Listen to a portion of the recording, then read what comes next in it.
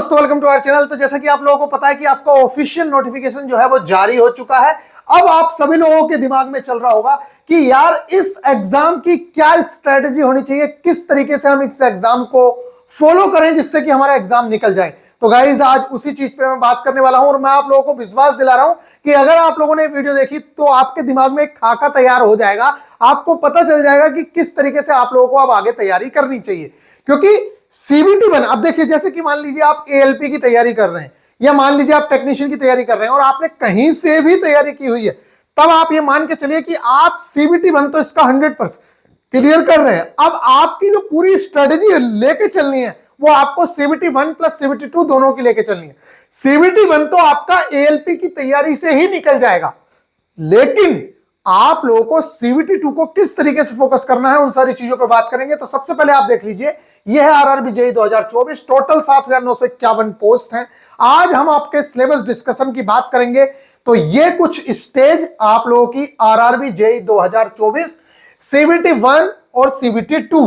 CBT 1 जो है आपका 100 क्वेश्चन होंगे 90 मिनट्स, और ये आप देख लीजिए मैथ्स आपका 30 मार्क्स का, रीजनिंग 25 की, जर्नल अवेयरनेस 15 की, जर्नल साइंस आपकी 30 मार्क्स की। इसी तरीके से CBT 2 जो है वो 150 क्वेश्चन होंगे 120 मिनट्स, यानी कि 2 घंटे का समय मिलेगा, जिसमें 100 का तो टेक्निकल आ जाएगा आपका, जो भी जिस भी ब्रांच से हो आप मैकेनिकल से हो, इलेक्ट्रिकल से हो। अच्छा, एक चीज और बहुत ही ज्यादा अच्छी ये है कि अभी आप लोगों के मन में एक भ्रम डाला जाएगा।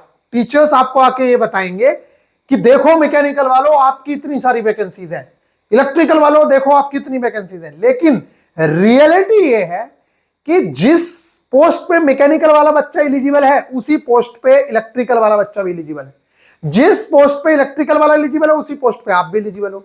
ये बात ध्यान रखें, मैकेनिकल की लगभग सारी पोस्ट पे इलेक्ट्रिकल और इलेक्ट्रॉनिक्स वाले एलिजिबल हैं, लेकिन इलेक्ट्रॉनिक्स की पोस्ट पे मैकेनिकल वाला एलिजिबल नहीं है। इसका मतलब यह हुआ कि इलेक्ट्रॉनिक्स वाले बच्चों को ज्यादा अपॉर्चुनिटीज मिल रही हैं आपकी अपेक्षा। दूसरी चीज, अगर 300 वैकेंसीज मैकेनिकल की और इलेक्ट्रिकल की हैं, तो आप ये मान के चलिए कि 300 मैकेनिकल की नहीं मानी जाएंगी, उसमें इलेक्ट्रॉनिक्स के बच्चे भी घुसेंगे, उसमें इलेक्ट्रिकल के भी बच्चे घुसेंगे। ठीक इसी तरीके से इलेक्ट्रिकल की अगर कुछ वैकेंसीज हैं तो उसके अंदर इलेक्ट्रॉनिक्स का भी बच्चा आएगा और मैकेनिकल का भी बच्चा आएगा। अब ये RRB जाने कि वो किस तरीके से डिस्ट्रीब्यूट करती है स्टूडेंट्स को, कौन सी कितने स्टूडेंट्स इलेक्ट्रिकल के लेती है, कितने मैकेनिकल के लेती है, ये तो वही जाने। लेकिन ये बात ध्यान रखिए कि आपके लिए स्पेसिफिक कोई पोस्ट नहीं है, ठीक है। नॉन टेक्निकल एबिलिटीज, अब देखिए, अब जो आपको स्ट्रेटेजीज अपनानी है वो यहीं से अपनानी है, क्योंकि अब आपका खेल यहीं से शुरू होगा। अब देखते हैं बहुत ही अच्छे से, एक चीज का ध्यान रखिए।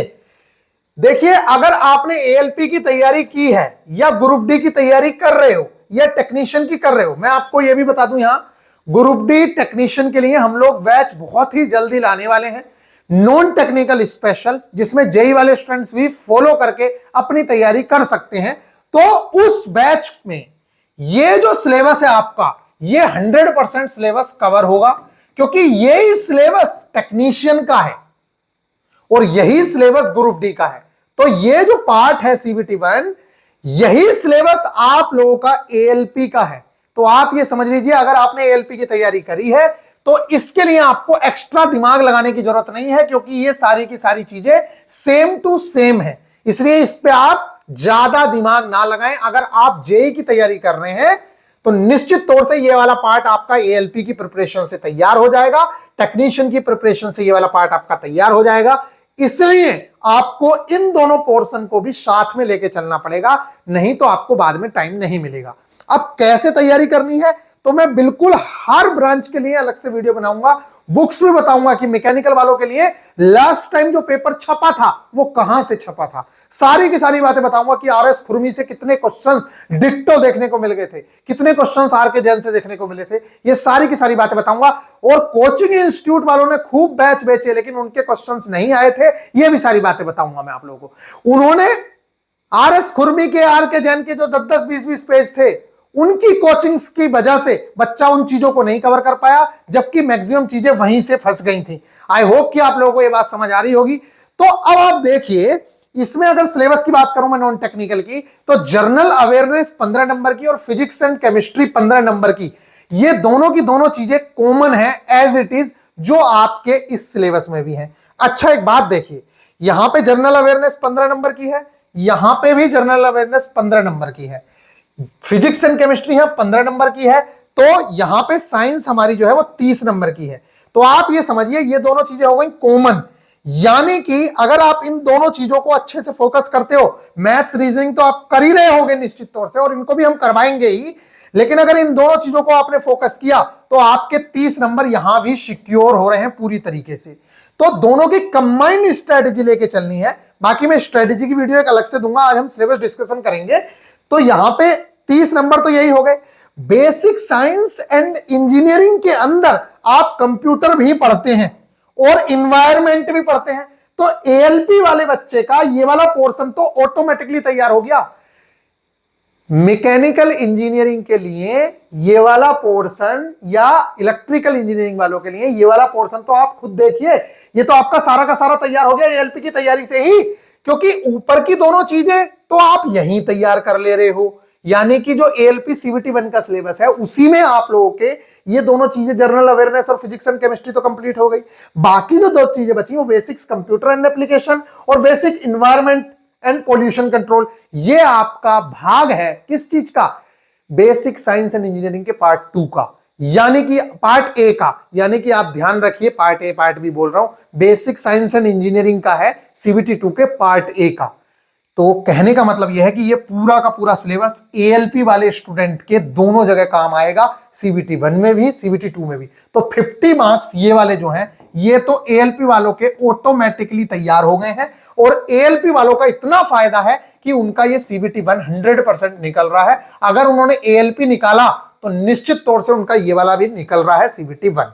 ठीक इसी तरीके से ये वाली चीज उनकी तैयार हो गई है। तो अब क्या सीवीटी 1 और सीवीटी 2 एएलपी की तैयारी करने से उनकी ये वाली तैयारी हो गई पूरी की पूरी। अब उनको फोकस करना है इस चीज पे।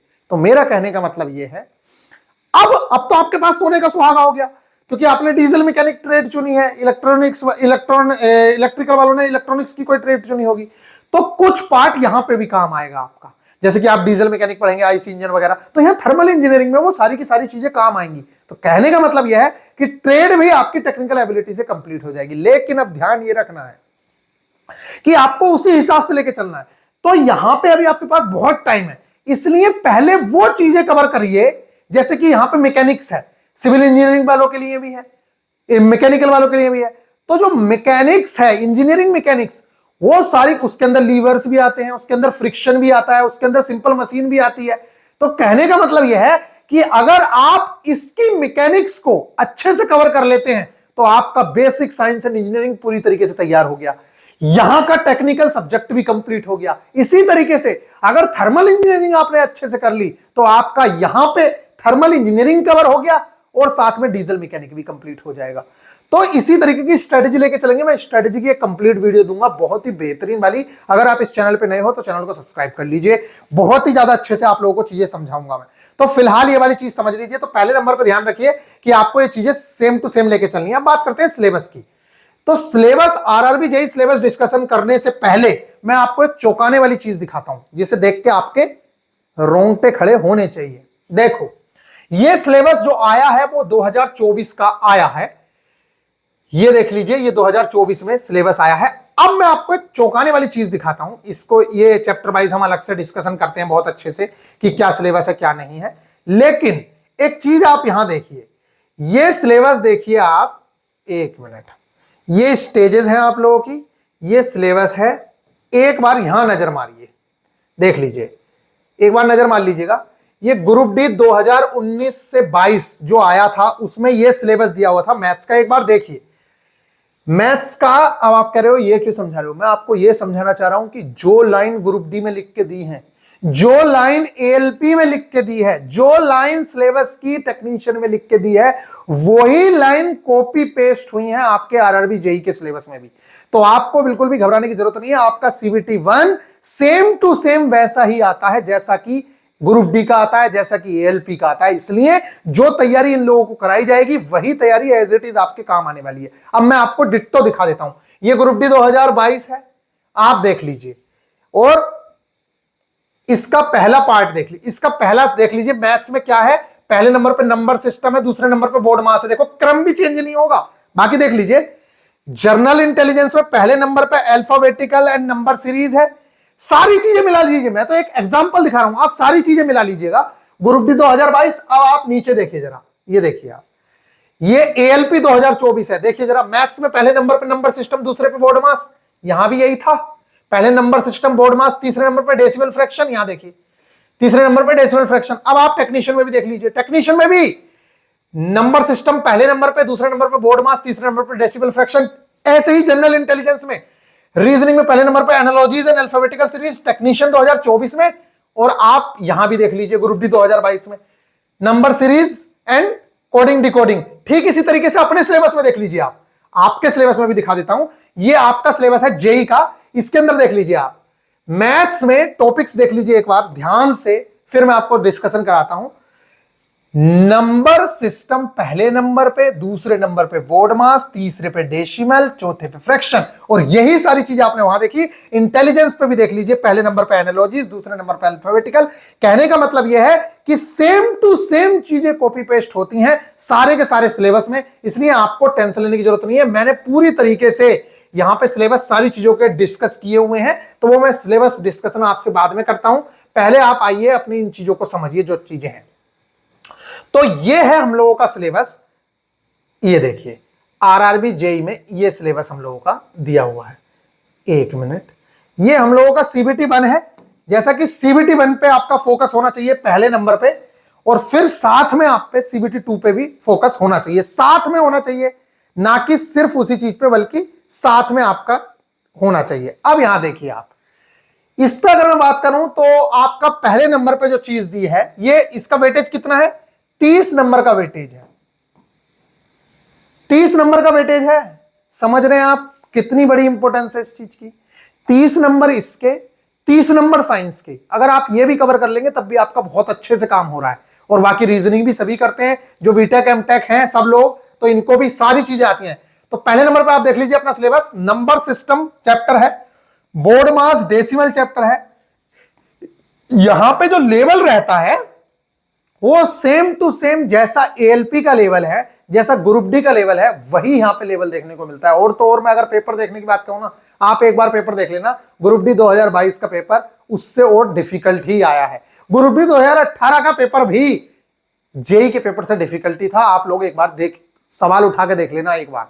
मैंने तो देख रखे हैं इसलिए मैं ये बात बोल रहा हूं, आप एक बार देख लेना, क्योंकि आपको अभी लग रहा होगा कि मास्टर जो है पागल बना रहा है, लेकिन एक बार आप जरूर से जरूर देख लेना, आपको पता चल जाएगा।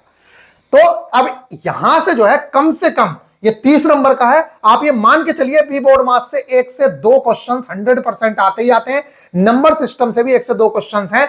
तो मैंने इनको ना बहुत ही अच्छे से बांटा हुआ है सेक्शन वाइज, कि किस सेक्शन से कितने नंबर का आता है। ये एक देख लीजिए, जैसे कि इनमें कैलकुलेशंस हैं, नंबर सिस्टम, बोर्ड मास, डेसिमल फ्रैक्शन, स्क्वायर रूट, तो इनको एक जगह रख लिया, इस पूरे के पूरे सेक्शन को। फिर ऐसे ही LCM, HCF, ratio, proportion and time and distance as calculation, इसको एक जगह रख लिया। इस तरीके से अगर आप इनको देखेंगे तो ये लगभग 6 सेक्शंस हो रहे हैं। 1 2 3 4 5 6 7, क्योंकि ये जो कैलेंडर एंड क्लॉक है ये तो रीजनिंग का पार्ट है। तो ये 6 सेक्शंस हैं, और इसमें से हर सेक्शन का लगभग बराबर रोल है। आप ये मान के चलिए कि 5 नंबर हर सेक्शन से आते हैं, बल्कि यहां से और ज्यादा ही आएंगे। लगभग 6 क्वेश्चंस यहां के LCM, HCF, ratio and proportion, time and distance, as calculation से लगभग 4 क्वेश्चंस या 5 क्वेश्चंस। इसके अलावा percentage, profit loss and simple and compound interest, percentage से 2 क्वेश्चंस आते हैं, प्रॉफिट एंड लॉस से लगभग 1 क्वेश्चन, और एक एसआई से, एक सीआई से, यहां से भी लगभग आप ये मान के चलिए कि 5 से 6 नंबर का वेटेज आप रो का रहता है। ये वाला जो सेक्शन है ये एक अलग ही सेक्शन है, बहुत ही इंपॉर्टेंट सेक्शन माना जाता है। Percentage, profit loss and compound interest, यही अभी हमारा चल रहा है एएलपी के टारगेट्स के अंदर। तो ये है। इसके अलावा mensuration, geometry, trigonometry, basics questions आते हैं हमारे एडवांस से। बेसिक एलिमेंट्री स्टैटिक्स का अपना बहुत इंपॉर्टेंट रोल रहता है रेलवे के अंदर, जिसमें मीन, मोड, मीडियन, इनसे रिलेटेड क्वेश्चंस पूछे जाते हैं। आज एक ओवरव्यू वीडियो दे रहा हूं। अगर आपको ये वीडियो अच्छी लगी और आपने इस वीडियो को अच्छे से शेयर किया, लाइक किया, मेरे को लगा कि हाँ बच्चे इंटरेस्टेड हैं, तो आप देखिएगा कि मैं इनके पूरे सिलेबस को बहुत बेहतरीन तरीके से डिस्कस करके दिखाऊंगा। अभी तो मैं ओवरऑल ले रहा हूं, फिर मैं पर सब्जेक्ट की वीडियो की कौन सा मैथ्स में कौन सी आपको बुक पढ़नी है, कौन कौन सी चीजें कैसे, कौन से मार्क्स का कितना डिस्ट्रीब्यूशन है, सारी चीजें बताऊंगा। तो इस तरीके से रहता है आप लोगों का इनका। नेक्स्ट है पाइप एंड सिस्टम और टाइम एंड वर्क। इनका तो अपना अलग ही रोला है, 2 क्वेश्चंस टाइम एंड वर्क के, 1 क्वेश्चन पाइप एंड सिस्टम का। इस तरीके से क्वेश्चंस रहते हैं। बाकी इन डेप्थ डिस्कशन जब कराऊंगा तो मैं सारी चीजें बताऊंगा। ये सिलेबस है आपका मैथ्स का, इसका प्रिंट निकाल के रख लेना। मैं नीचे टेलीग्राम ग्रुप का लिंक दे रहा हूं, वो टेलीग्राम ग्रुप ज्वाइन कर लेना और उनका प्रिंट निकलवा लेना, मैं दे दूंगा आप लोगों को। इसका प्रिंट निकलवा के अपनी दीवार पे टांग लो और उसी चीजों को जो जो टॉपिक्स कवर होते जाएं उन टॉपिक्स को आप कवर करते रहना। हमारे 20 टारगेट्स होते हैं लगभग। अगर आपने वो 20 टारगेट्स कंप्लीट कर लिए तो आपको और कुछ करने की जरूरत नहीं है, उसी से आपका काम हो जाएगा। रीजनिंग में बात करो तो analogies, alphabetical and number series, coding decoding, similarities and differences, mathematical operation, relationships, logs, jumbling, Venn diagram, data interpretation and sufficiency, conclusion and decision making, statement and argument and assumptions, analytical reasoning, classification, directions। इसके अलावा 2 topics और जो हैं cloak, और इसके अलावा calendar, और भी टॉपिक्स जो भी आने वाले हैं जो इसके अंदर नहीं भी दिए गए हैं, वो टॉपिक्स भी आप लोगों को सब कवर करवाए जाते हैं। जैसे कि यहां पे कहीं भी शायद रैंकिंग लिख के नहीं दिया है, और रैंकिंग से रेलवे के अंदर बहुत ज्यादा संख्या में क्वेश्चंस आते हैं। यहां पे शायद डायरेक्शन भी नहीं लिख के दिया है, डायरेक्शन एंड डिस्टेंस। ये दोनों चैप्टर्स इतने इंपॉर्टेंट हैं कि यहां से बहुत ज्यादा क्वेश्चंस आते हैं, लेकिन रेलवे ने लिख के नहीं दे रखे हैं। तो आपको ये समझना होगा, एक गाइडर की आपको जरूरत पड़ेगी जो आपको बता सके कि क्या पढ़ना है, क्या छोड़ना है। तो ये वाली चीजें हैं। तो अगर आप इस चैनल पे नए हो तो निश्चित तौर से जुड़े रह सकते हो, आपको बहुत हेल्प होगी। अच्छा, बात करते हैं साइंस की। तो इसके अंदर क्या लिखा हुआ है? The syllabus under this shall cover physics, chemistry and life sciences of 10th standard level. जब वो ये बोल देना कि 10th स्टैंडर्ड लेवल, तो मैं आपको एक बहुत ही अच्छी बात बता दूं कि रेलवे पूरी तरीके से स्ट्रिक्ट रहता है एनसीईआरटी की बुक्स पर। और 2018-19 के एग्जाम्स में उसका जो रोल था वो 9th की साइंस एनसीईआरटी का और 10th की साइंस एनसीईआरटी का इक्वल था। लेकिन 2022 में उसने कुछ ज्यादा ही सीरियस ले लिया ये वाला वर्ड 10th स्टैंडर्ड लेवल। इसलिए ग्रुप डी के अंदर 9th की एनसीईआरटी से बहुत ही कम, यानी कि रेयर 1-2 क्वेश्चंस आए। बाकी पूरी की पूरी साइंस 10th स्टैंडर्ड यानी कि 10th की एनसीईआरटी से आई। आई होप कि आप लोगों को ये बात समझ आ रही होगी। तो आपको दोनों चीजों के लिए तैयार रहना होगा। 10th स्टैंडर्ड की एनसीईआरटी को बहुत अच्छे से करना होगा, 10th की और 9th की एनसीईआरटी को भी कवर करना होगा। क्योंकि ऐसा बिल्कुल भी नहीं है कि सिर्फ 10th से क्वेश्चंस पूछ ले, क्योंकि उसके दिमाग के ऊपर है। 2022 में उसने ऐसा किया था, लेकिन 2018-19 में बिल्कुल भी नहीं किया। जबकि सिलेबस में डिट्टो लाइन लिखी हुई है, यहां भी 2024 के अंदर भी, 2018 के अंदर भी, 19 के अंदर भी। आप किसी भी सिलेबस की लाइन उठा के देख लीजिए, यही लाइन लिखी हुई होती है। अभी भी 2022 के सिलेबस में यही लाइन लिखी, 2024 के सिलेबस में यही लाइन आई है लिखी हुई, और वही लाइन 2019-18 के सिलेबस में लिखी हुई थी। लेकिन क्वेश्चंस का डिफरेंस था, लेवल का भी डिफरेंस था। तो ये कैसे होगा, क्या होगा, उसके बारे में मैं बाद में बताऊंगा। फिलहाल आगे देख लीजिए। करंट अफेयर्स में आपको मैं बताऊं तो science and technologies, sports, culture, personalities, economics, politics and other subject of importance, ये आपको समझ नहीं आएगा जब मैं आपको इस तरीके से समझाऊंगा कि मैथ्स के इतने चैप्टर्स हैं, कहां से कितनी चीजें आती हैं। साइंस में देख लो, ये रीजनिंग के चैप्टर्स हैं, मैंने इसमें लिखे दिए हैं। डायरेक्शंस भी मैंने ऐड किया है, रैंकिंग भी मैंने ऐड किया है। जो जो चैप्टर्स आते हैं वो सारे के सारे चैप्टर्स इसके अंदर डाले हुए हैं। इसी तरीके से साइंस में देख लो, जो उसने एक लाइन लिख के दी है, उस एक लाइन का मतलब ये है, इतना सारा। और इसी तरीके से जीके का मतलब भी, ये बहुत सारी चीजें हैं जो आपको कवर करनी पड़ेंगी। ठीक है, यहां पे भी आप लोग देख लीजिए, ये सारी की सारी चीजें हमें पढ़नी होती हैं कम से कम। और आपके तो सीबीटी 2 में भी है, इसलिए हमें ये चीजें कवर करनी ही पड़ेंगी। तो आई होप कि आप लोगों को ये बात समझ आई है।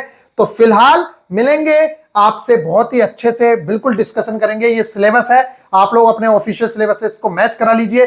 देखिए यही लाइन लिखी हुई है कि नहीं लिखी हुई है, physics, chemistry and life sciences up to 10th standard CBSE syllabus, the section wise number and marks are below. ये दे दिया है, इतने इतने नंबर का आएगा। अगर आप न्यू स्टूडेंट हैं और चैनल पे नए हैं तो इस चैनल को सब्सक्राइब कर लो, आपको बहुत सारी चीजें नई देखने को मिलेंगी। ये हम लोगों का अभी जो एएलपी वाला बैच है वो ये बैच चल रहा है, ये देख लीजिए, ये क्रैश कोर्स है। ये पहले 599 में चल रहा था बैच, लेकिन अभी क्रैश कोर्स लॉन्च हुआ था जिसे हम बहुत बेहतरीन तरीके से चला रहे हैं। इनका 30 दिन का क्रैश कोर्स लॉन्च हुआ था, लेकिन उसे हमने बढ़ा के पहले 45 किया और अब हम 60 दिन तक भी ले जाएंगे अगर हमें उसकी नीड हुई तो। ठीक है, तो इस तरीके से इनका ये बैच चल रहा है, बहुत ही ज्यादा बेहतरीन तरीके से इन लोगों को तैयारी कराई जा रही है। क्रैश कोर्स के बहुत ज्यादा फायदे होते हैं, सारी चीजों की बेस्ट स्ट्रेटजी आपको, पूरे टेस्ट, सबकी सब चीजें आपको, एनसीईआरटी के सारे टेस्ट जो भी आपके सिलेबस में है, एक एक चीज प्रोवाइड कराई जाती है और ये आपके बैच में प्रोवाइड कराई जाएगी। ग्रुप डी वाले, टेक्नीशियन वाले और जेई वाले स्टूडेंट्स को बेहतरीन तरीके से आप लोगों को चलेगा। और बैच लेने के क्या फायदे हैं ये भी आप पढ़ लो एक बार, आप लोगों को बहुत फायदा होगा। इधर उधर टाइम वेस्ट करने से बच जाओगे, एक ही जगह पे आप लोग अपने सारे के सारे सिलेबस को कवर कर पाओगे, आपको कहीं भटकने की जरूरत नहीं पड़ेगी, टाइम वेस्ट नहीं करोगे। स्टार्टिंग में तो बच्चा यही खोजता रह जाता है कि कौन सी बुक्स पढ़नी है, कौन से टीचर से कवर करना है, और वो सारी चीजें हम लोग करवाते हैं। तो आई होप आप लोगों को समझ आ गया होगा। तो मिलेंगे नेक्स्ट वीडियो में, ख्याल रखिएगा, टेक केयर। ठीक है, कमेंट करके जरूर से जरूर बताइए कि क्या हर सब्जेक्ट की अलग से वीडियोस बनाई जाए, मैकेनिकल इंजीनियरिंग वालों की एक वीडियो बनाई जाए स्ट्रेटजी की, कौन सी बुक्स पढ़नी है, क्या पढ़ना है, इलेक्ट्रिकल वालों को क्या करना है। अगर आप चाहते हैं तो निश्चित तौर से बताइए, मैं उन वीडियोस को बनाऊंगा और आपको बहुत ही ज्यादा बेनिफिट मिलेगा। मिलेंगे नेक्स्ट वीडियो में, ख्याल रखिएगा, टेक केयर।